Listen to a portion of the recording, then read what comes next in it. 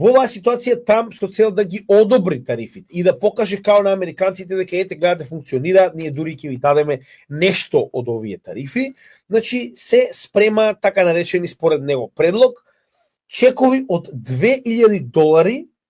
Сега, овде ќе има неколку верзии, меѓу кои Бесент, нивниот министер за финансии или трежери секретари, како сакате, значи спомна или ќе бидат официјални чекови, но сега пак се враќаат на потенцијална идеја ова да биде одбивање на данок. Например, ако имате $5000 данок на годишно ниво, $2000 да ви бидат одбиени. Тоа не го менува фактот дека секојдневниот американец го оставате со повеќе пари,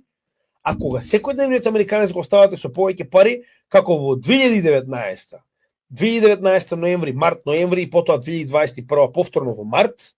погледнете што се случува со криптопазарите.